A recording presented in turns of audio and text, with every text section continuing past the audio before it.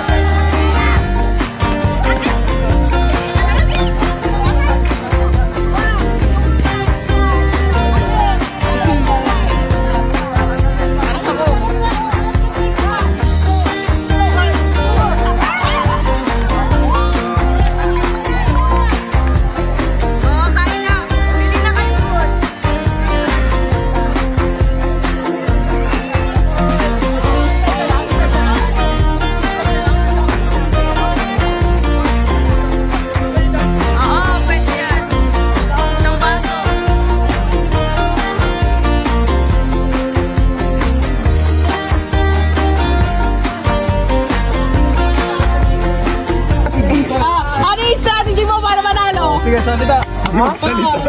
Wala, hindi kayo pagkakainin. Maligo ano? Araw. Vegetable. Hindi lang ako nagre-react. Kayo naman, ano yung natutunan niyo sa larong yan? Yung pan. Ikinig ko sa tutorial. Ano yung masasabi mo or natutunan mo sa larong ito? Ang natutunan ko dito is talagang effective dito yung ating pag-iisip ng mabuti. At higit sa lahat, kahit na mabilis tayo magdesisyon, ang mahalaga, tama ang ating desisyon na ating ginawa. Yun lamang po. Maraming pong salamat. For game number 2, left or right, the mechanics of this game is that you just need to follow what the speaker will say, and when they say right, you need to go right. And the same goes for the left. Here, you need to make the right decisions.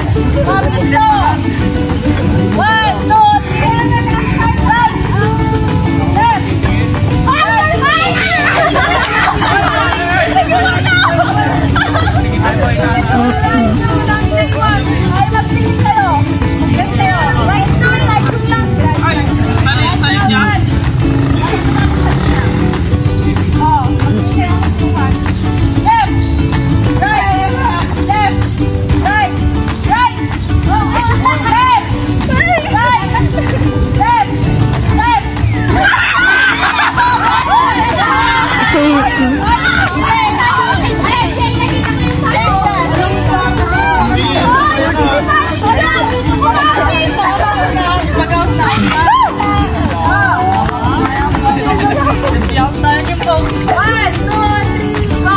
Left! Right! Left! Right! Left! Right! Left! Left! Bakit na nun? Ako na lang lagi ko na eh. Kailangan lagi ko na. Ay, gusto ko tumayo. Hanggang doon na kasi ako. Hanggang doon. 1, 2, 3, left! Left! Right! Left! Right! Right! Malapit na. Kaya po. Go lang dito. Hoy lang, Guido, magpatalo ka na.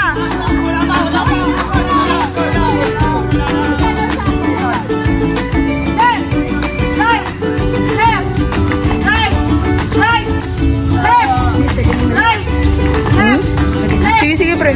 Sabihin ko na lang kayo.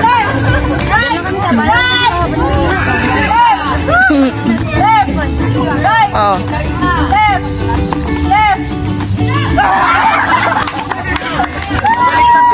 Pabaliktad na.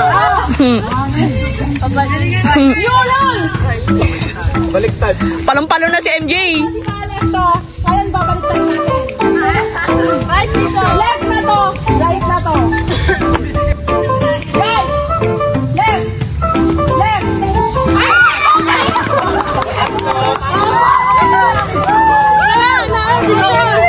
Nakapag-din siya sa ganito.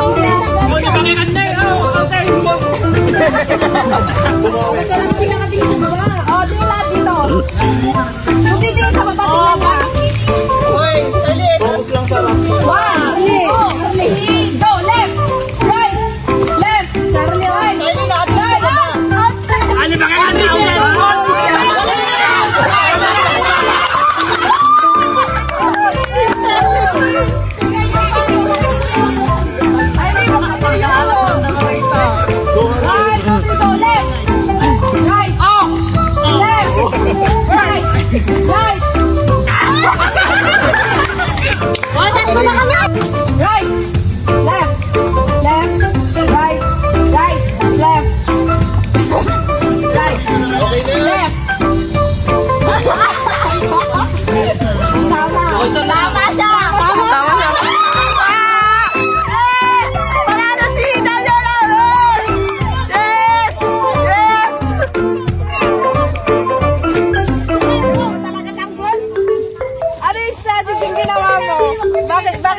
Paano ka nanalo?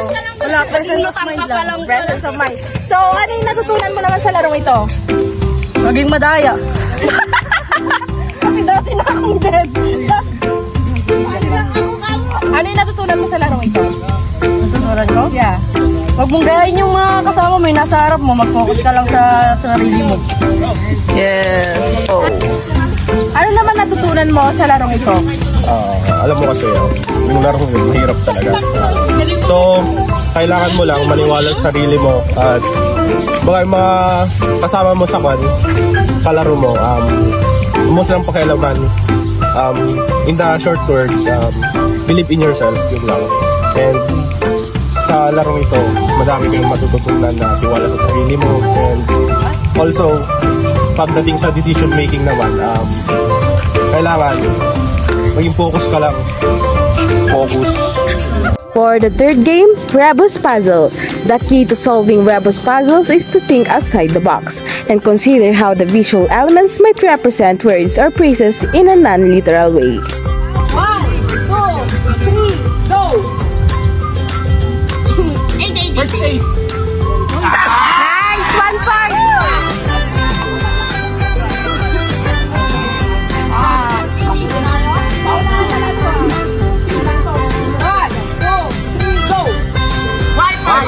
Wiper. Wiper. Wi-Fi. Midwife! Down!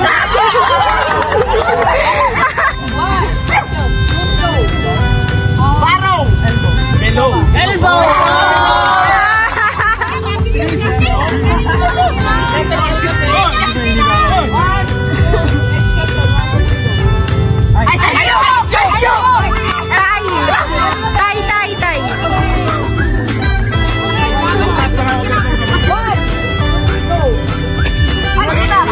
Misunderstood.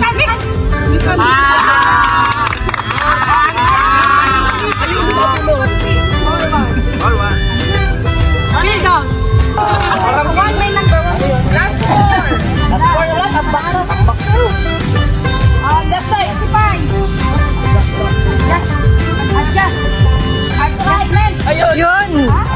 Just right. Door.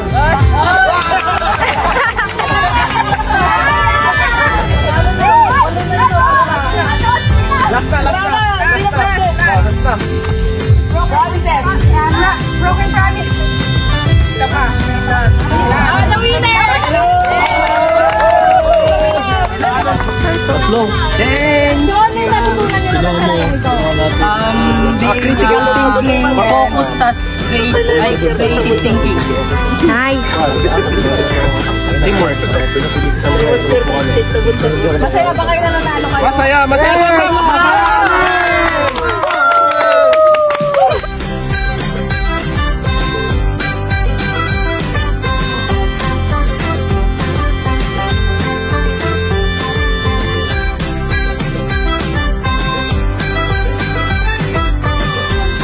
For the fourth game, lights, camera, action. The mechanics of this game is that you just need to react each action done by your partner until you reach the end, and the last player will then say the word that they acted out. Ready?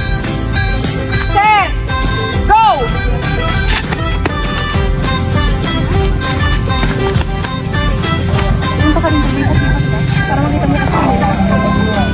Montage ko na lang. No sound! No sound! Last up! Oh, no sound! Ay! Tagal naman. Correct!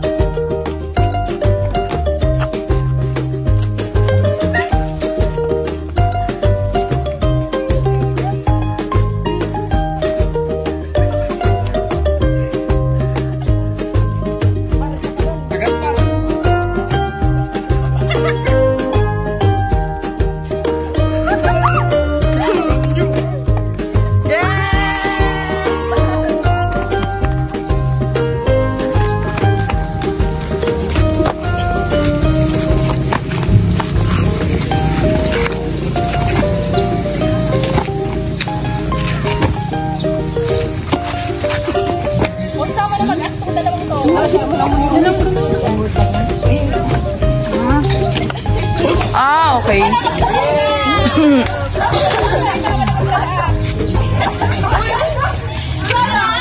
Wala na daw, naiba na daw. Oh, yan na. Yan na. Oh, yan na.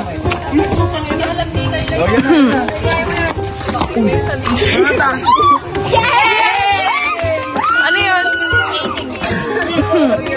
So, as general, ano yung natutunan nyo na connected sa subject natin? Teamwork. Kailangan mo din pakinggan kung ano yung sinasabi ng kasama mo. Hindi lang yung basta yung sarili mo, ay yung decision mo lang yung masusunod. Yes. Correct. Thank you. Mag-ready kayo. Thank you. Nakakain din. Ayan, makakamurian. Kanin nyo lang. In short, ano yung democratic ba yan? In short, democratic leadership. Hey! Nice, Sheldon. Sige. Hindi mo lang. The last game is called Pinoy Henyo, a two-player game where one player gets the secret word displayed on the other player's head. By asking yes or no questions, players can only respond with yes or no or can be, and the game revolves around categories like person, animal, place, food, and thing.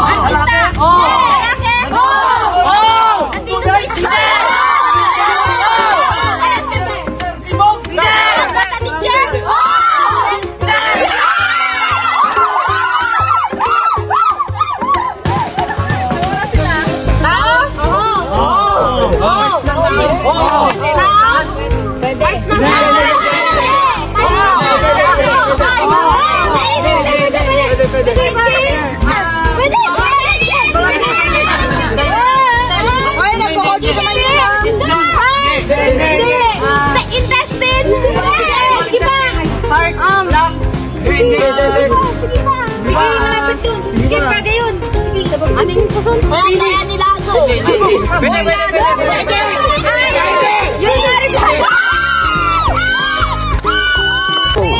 Go! English? Lakay? Hindi! Tao? Hindi! About sa leadership? Hindi! About sa CF2? Hindi! Tao? Hindi! Lugar? Outside?